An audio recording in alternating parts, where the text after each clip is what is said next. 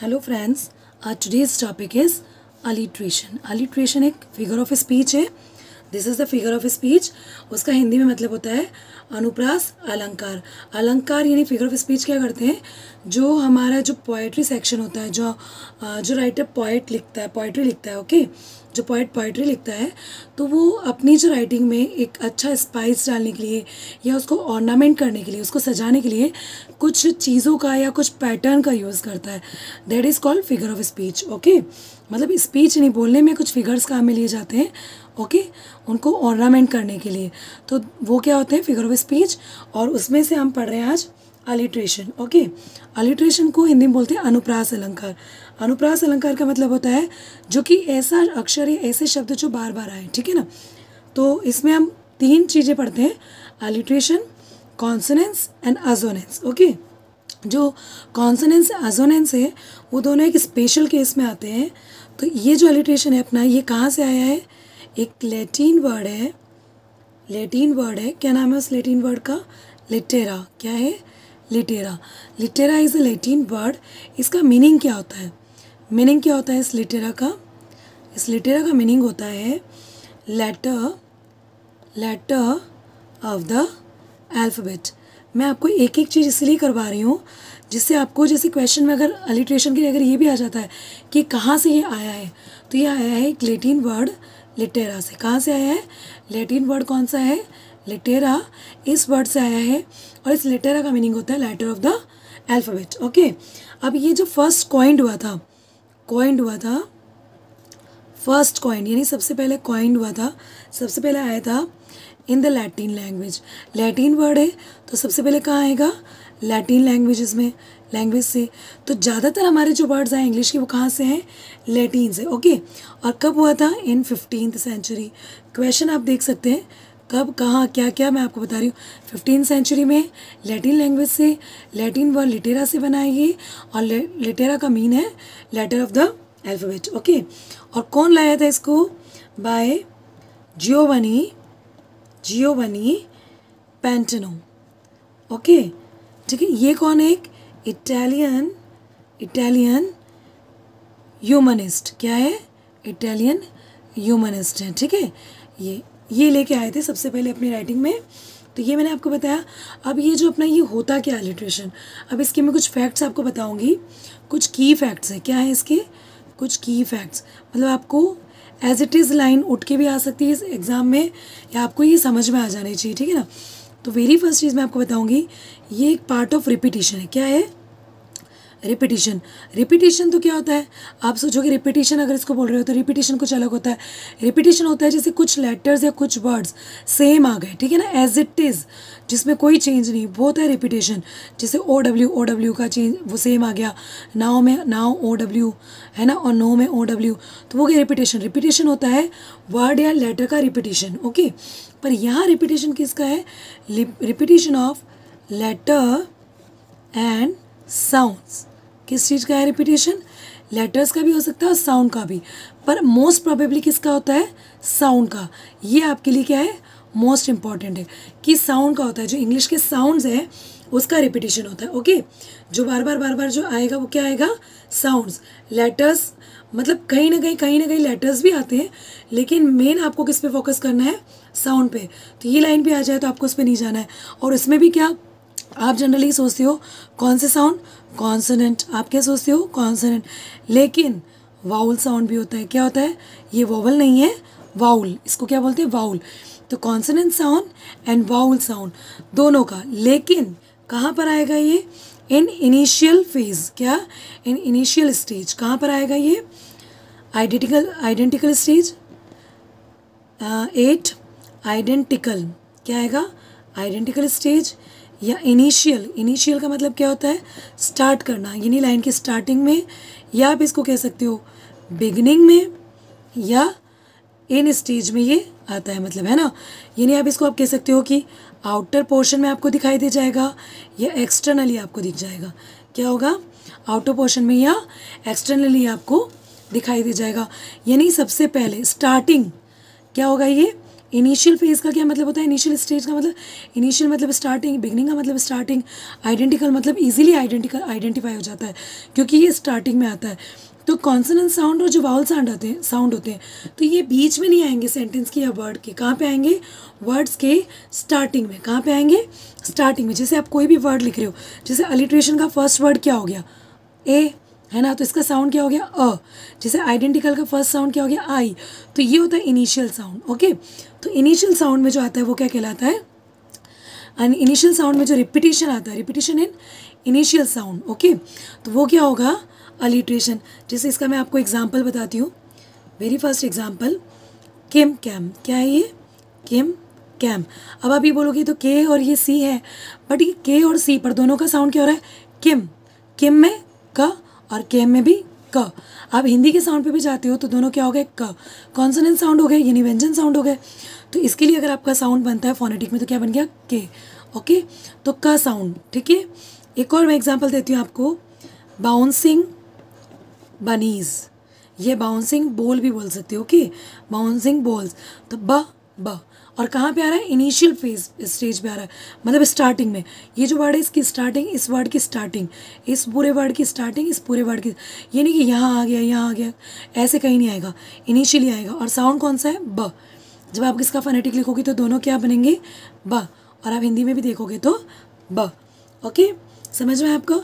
एक और एग्जाम्पल अपन देखते हैं, cookies, cookies, cupcakes and candy. क्या है, कैंडी। क्या है, कैंडी। Cookies, cupcake, candy. क क क। यह अपन वैसे लिखेंगे तो के साउंड एंड के साउंड, यानी टोटली क्या हुआ, के का अलिट्रेशन, मतलब क। ये के नहीं बोलेंगे इसको, क का ये क्या है, फोनेटिक सिंबल है। तो इस तरीके से होता है। आई होप आपको ये चीज़ समझ में आई कि आप क्या जाते हैं, ज़्यादातर लेटर पे जाते हैं। तो डोंट गो ऑन लेटर, कि आप लेटर को नहीं देखोगे, किसको देखोगे, इसका साउंड क्या आ रहा है। यहाँ के है, यहाँ सी है, तो लेटर का अगर आप देखोगे तो आप नहीं बोलोगे कि नहीं यार this is wrong, but this is the sound of क। ओके, अब इसके हम नेक्स्ट में जाएंगे। ये जो होता है इसका सेकेंड जो मैं आपको फैक्ट बता रही हूँ वो फैक्ट होता है कि जो अलिट्रेटिव होते हैं, अलिट्रेटिव words, alliterative words do not have to be right next to each other।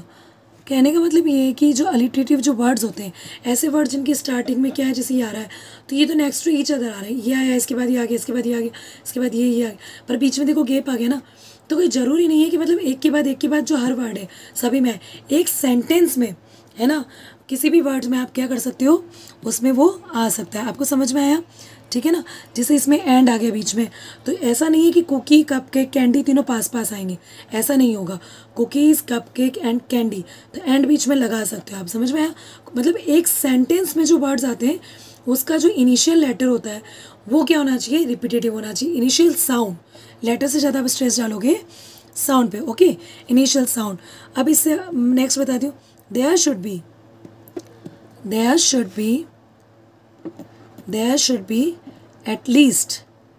at least 2 or more successive मतलब लगभग पास में, या इसको ये बोल सकते हो आप क्लोजली एसोसिएटेड। क्या बोल सकते हो, क्लोजली एसोसिएटेड मतलब लगभग एक दूसरे के पास, या इसी को बोल सकते हो आप क्लोज टुगेदर। क्या बोल सकते हो, क्लोज टुगेदर। ठीक है, तो या तो आप सक्सेसिव बोल दो कि ज़्यादा सक्सेसिव, या लगभग पास में, क्लोजली एसोसिएटेड, या क्लोज टुगेदर हो, है ना। ऐसी जो चीज़ें होती हैं वो होनी चाहिए या तो इनिशियली या स्ट्रेस्ड सिलेबस। कहाँ पे आएगा, इनिशियली या क्या आएगा, और स्ट्रेस्ड सिलेबल में। कहाँ पे आएगा, स्ट्रेस्ड सिलेबल। सिलेबल क्या होता है, जिसमें एक वाउल और एक साउंड होता है, ठीक, एक कॉन्सोनेंट होता है।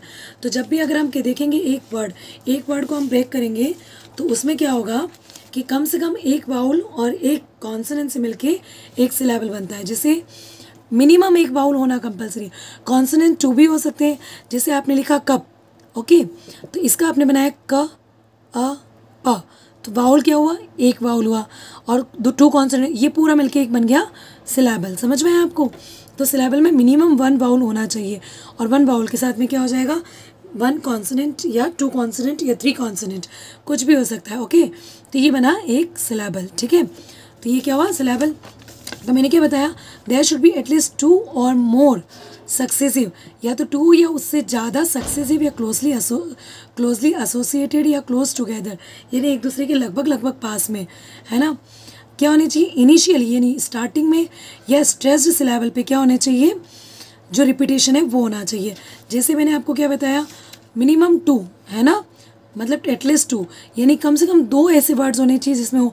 ऐसे नहीं कि आपके केवल एक में आया है तो आपने बोल दिया कि नहीं दिस इज़ अलिट्रेशन, नहीं, इस कम से कम 2 वर्ड्स होने चाहिए एक सेंटेंस से, एक फ्रेज में मिनिमम 2 वर्ड्स होने ज़रूरी है, या more than 2 words.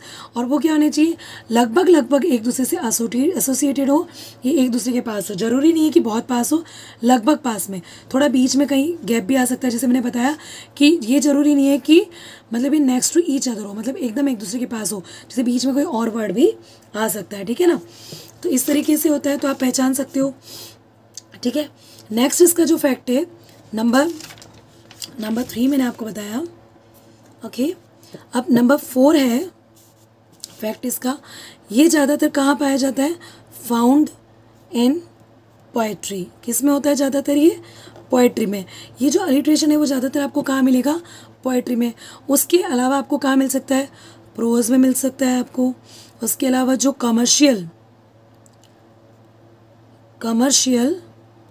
Commercial writing जो होती है उसमें मिल सकता है आपको, ठीक है। उसके अलावा कोई ब्रांड का नेम है, ब्रांड के नेम्स होते हैं, उसमें भी आपको मिल सकता है।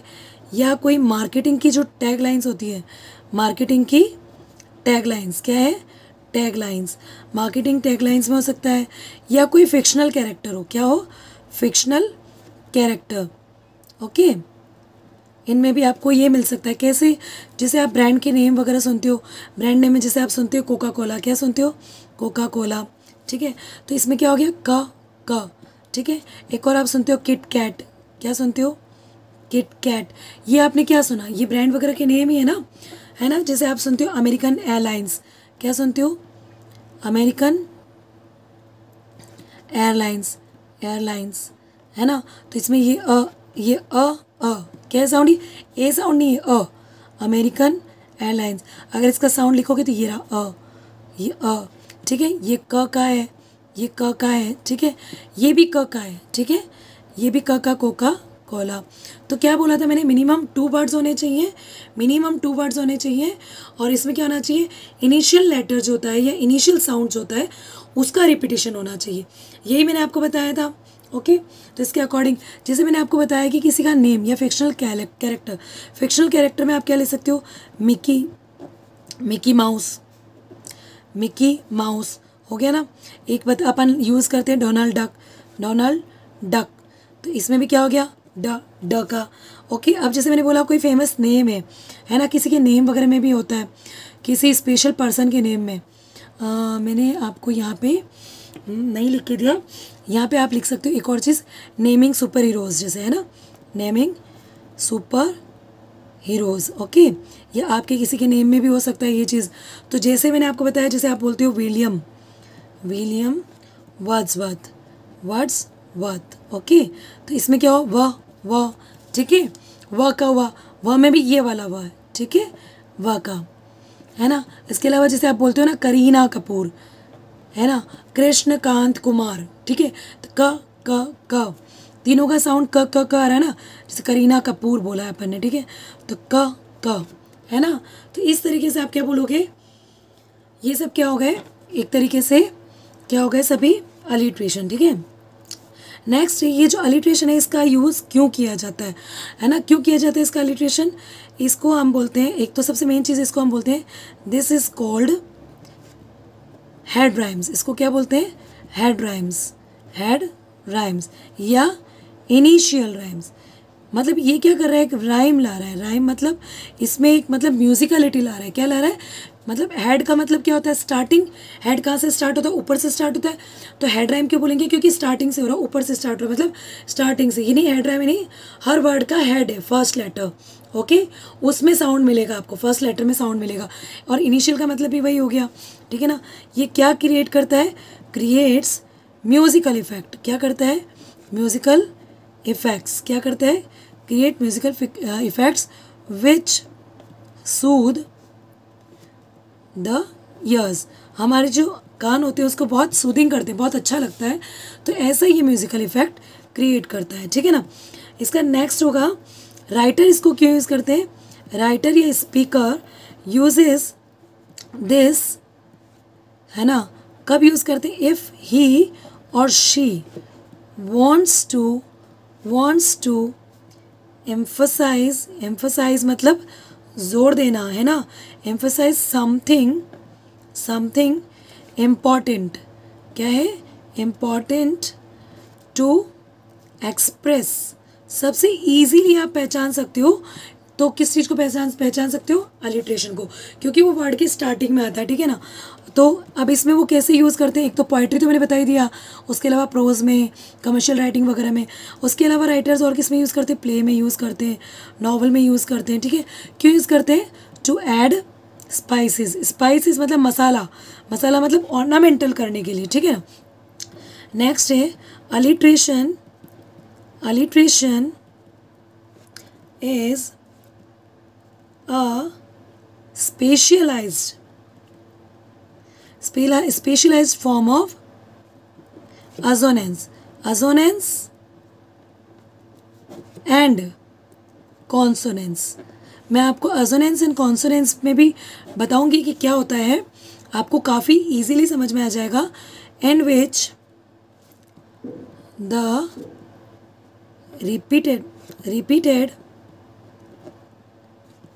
repeated sounds occur only on initial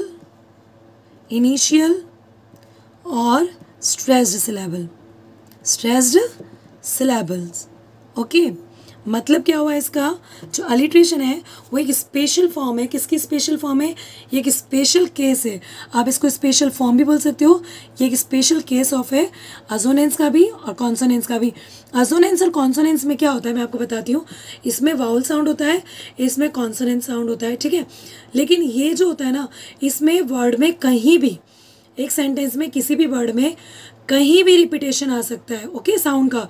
लेकिन अलिट्रेशन में कहीं भी नहीं आता, इनिशियल स्टेज पे आता है, मतलब वर्ड की स्टार्टिंग में ही आएगा। यानी ये वर्ड है, इसकी स्टार्टिंग ये है, यहीं के रिपीटेशन जो होंगे वो क्या कहलाएंगे, जैसे मैंने बोला स्ट्रेस्ड सिलेबल, ये वर्ड है ना, इन दोनों के आगे स, स्ट्रेस्ड सिलेबल, दोनों में स का क्या आया रिपीटेशन। तो ये होगा अलिट्रेशन स का, किसका, स का। तो इस तरीके से ये क्या हो गया, आपको होपफुली आपको ये समझ में आ गया कि ये स्पेशल केस हो गया, ठीक है ना। अब नेक्स्ट आपको मैं जो फैक्ट बताऊंगी वो फैक्ट है, नेक्स्ट फैक्ट मैं आपको बताने वाली हूँ, फैक्ट नंबर 9, ओके।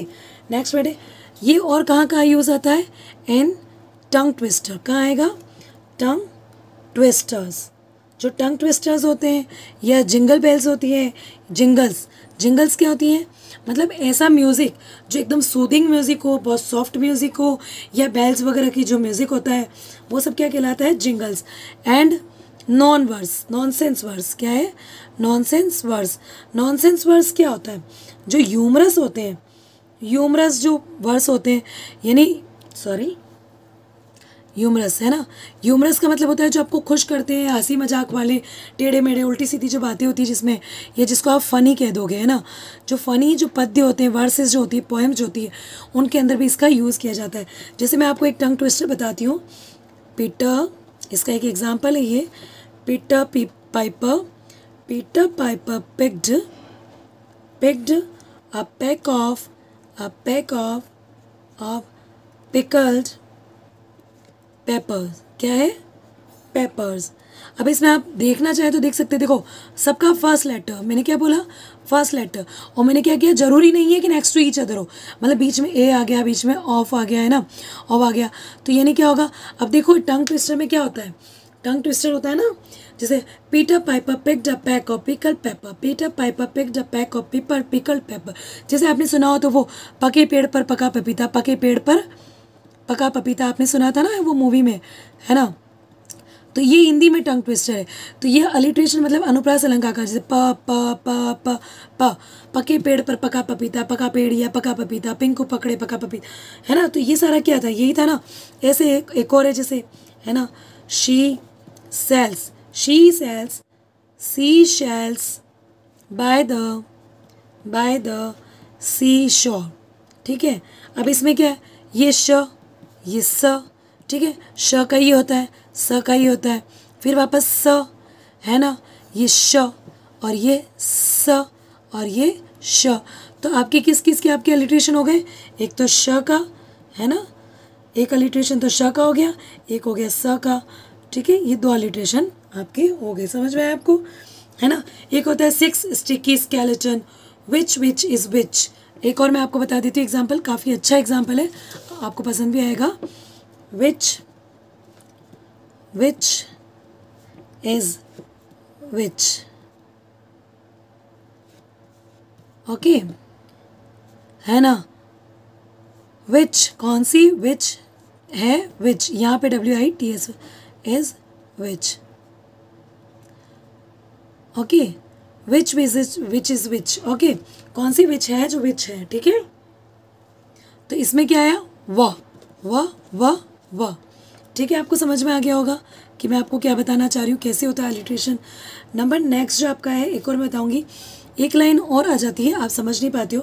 अ कमेंसमेंट का मतलब भी क्या हो गया, स्टार्टिंग, क्या हो गया, या beginning of several words. Several में आप हो जाता है कि सेवरल वर्ड्स मतलब कुछ वर्ड्स में, ठीक है ना। इन द मतलब ज़्यादातर वर्ड्स में, इन द सेम सेंटेंस, देखो आपको क्या क्या चीज़ें पकड़नी है। इन द सेम सेंटेंस में, विद द सेम लेटर या साउंड, आपको ज़्यादा किस पे स्ट्रेस डालना है, साउंड पे, है ना। इज, इसको क्या बोलेंगे हम, अलिट्रेशन, क्या बोलेंगे, अलिट्रेशन, है ना। जैसे एक सेंटेंस में आपके सामने लिखती हूँ एग्जाम्पल ही, फुल फैदम 5 दाई फादर लाइज, ओके। फ तो क्या आ गया अलिट्रेशन आपका, किसका हुआ, फ का हुआ, किसका हुआ अलिट्रेशन, फ का हुआ। आई होप आपको समझ में आ गया होगा। जो अलिट्रेशन है उसकी एक तरीके से दो ब्रांचेस हो गई अपनी, अजोनेंस एंड कॉन्सोनेंस। ये दोनों होती है इंटरनल, और अलिट्रेशन होता है एक्सटर्नल। अलिट्रेशन क्या होता है, अलिट्रेशन होता है एक्सटर्नल क्यों बोलेंगे, क्योंकि वो बाहर ही दिख जाएगा, क्यों, क्योंकि वो कॉर्नर पे दिख जाएगा, ठीक है ना, आउटर साइड। और अजोनेंस और कॉन्सोनेंस वो क्या होते हैं, इंटरनल होते हैं, ओके। इसमें मैंने आपको बताया ना कि वाउल साउंड भी होता है और कॉन्सोनेंट साउंड भी होता है, ठीक है। अब मैं आपको कुछ ऐसे हैं, मैं एग्जाम्पल आपको थोड़े से और दे देती हूँ, ज़्यादा नहीं दूंगी, है ना। जैसे मैं आपको एक एग्जाम्पल और दे रही हूँ, फिन फेल फॉर फॉबी, ओके। ये फ अब आप सोचोगे तो PH है, ये फ, पर साउंड क्या निकल रहा है, just go on sound. I always told you go on sound. फ का साउंड है, ठीक है। तो ये साउंड पे डिपेंड करता है, किस पे, तो यहाँ पे निकलेगा फ का अलिट्रेशन, ठीक है, अलिट्रेशन ऑफ फ। अब जैसे मैं आपको बोलती हूँ नॉट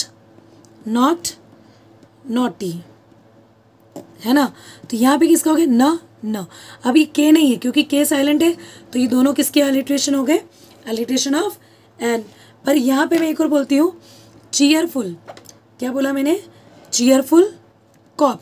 अब अभी आप बोलोगे यहाँ भी सी, यहाँ सी, पर यहाँ मैं बोल रही हूँ च, यहाँ मैं बोल रही हूँ क, ओके। तो ये दोनों डिफरेंट साउंड हो गए, तो ये अलिट्रेटिव नहीं है, क्या नहीं है, not alliterative, okay, this is not alliterative, okay, this is not alliterative. एक और मैं आपको जैसे बोलती हूँ सिगरेट चेस, तो ये भी अलिटरेटिव नहीं है। ओके, तो आपको क्या ध्यान रखना है इस तरह से। जैसे एक मैं आपको और देती हूँ एग्जांपल, यहाँ देती हूँ मैं फिलोसॉफी फैन। ओके, अब आप क्या बोलोगे स्टार्टिंग में, देखो ये वाला फ नहीं पकड़ोगे आप, मैंने क्या पूरा वर्ड का स्टार्टिंग फिलोसॉफी फैन, फ, ठीक है ना, क्या हुआ फ, तो अलिट्रेशन ऑफ फ, समझ में आया आपको, अलिट्रेशन ऑफ फ। तो इस तरीके से अलिट्रेशन क्या होता है, स्टार्टिंग में आता है ना। मैं आपको थोड़ा सा बता देती हूँ अलिट्रेशन क्या होता है, repetition of letters and sounds, उसमें कॉन्सोनेंट भी हो सकते हैं, वाउल भी होते हैं, लेकिन वो कहाँ आएंगे वर्ड के स्टार्टिंग में, जैसे आइडेंटिकल, इनिशियल, दोनों में आई स्टार्टिंग में ना, तो इनिशियली होना चाहिए वो, है ना, इसलिए इनिशियल होने की वजह से इसको क्या बोला जाता है, हेड राइम या इनिशियल राइम, ठीक है। जो रिदम आ रही है, जो राइम आ रही है, सॉरी म्यूजिकलिटी जा रही है, वो क्या आ रही है, स्टार्टिंग में आ रही है, और ये सबसे ईजी ये फिगर ऑफ स्पीच होता है, जिसको आप एक ही नज़र में आप फटाफट से कैच कर सकते हो, ठीक है। तो alliterative words do not have to be right next to each other, एक दूसरे के बिल्कुल पास में होना जरूरी नहीं है, ठीक है ना, बस थोड़ी सी दूरी पे भी चलेंगे, ठीक है ना। ज़्यादातर ये पोएट्री में भी होता है, प्रॉस में, कमर्शियल राइटिंग, है ना, ब्रांड के नेम में, मार्केटिंग टैगलाइंस में, फिक्शन कैरेक्टर में, किसी हीरो सुपर हीरोज़ के नेम में, ठीक है ना, उनमें भी हो सकता है। इसको हेड राइम, इनिशियल राइम कहते हैं। ये म्यूजिकल इफेक्ट देने के लिए होता है। उसके अलावा मैंने क्या बताया, इसमें क्यों यूज़ करता है, इसके लिए राइटर वो एम्फेसिस करना चाहता है अपने किसी इंपॉर्टेंट, जो उसकी कोई बात वो कहना चाह रहा है, उसको एक्सप्रेस करने के लिए, ठीक है। ये एक स्पेशलाइज्ड फॉर्म है, किस चीज़ की, स्पेशलाइज्ड फॉर्म है एजोनेंस की और कॉन्सोनेंस की है। इसको एक्सटर्नल भी बोला जाता है, क्या बोला जाता है, एक्सटर्नल भी कहा जाता है, ठीक है ना, ये वाला। और ये कहाँ पे यूज़ आता है, और टंग ट्विस्टर में, जिंगल्स में, नॉनसेंस वर्ड्स वगैरह में यूज़ करते हैं, ठीक है ना। जैसे मैंने आपको बताया पके पेड़ पर पका पपीता, वो वाला, ऊँट ऊँचा ऊँट की पीठ ऊँची वगैरह, उसमें भी, है ना। और commencement of several words in the same sentence, commencement का मतलब ये हुआ है कि कुछ वर्ड्स की जो स्टार्टिंग जो होती है, उनमें एक ही सेंटेंस के जो वर्ड्स हैं, अलग अलग वर्ड्स हैं, उनकी स्टार्टिंग में विद द सेम लेटर और साउंड, ज़्यादातर लेटर भी सेम आ जाते हैं, पर मोस्टली आपको जो ध्यान देना है वो किस पे ध्यान देना होता है, साउंड पे। तो आप जो है ना लेटर पे मत जाओ, मेन चीज़ होती है ये साउंड पे आपको जाना है, ठीक है। कहीं कहीं पे लेटर भी लिखा आ जाता है, लेकिन आपको ये देखना है कि कमेंसमेंट में हो, ठीक है ना। तो इस तरीके से अपना क्या होता है, अलिट्रेशन। आई होप आपको समझ में आ गया होगा। Thank you.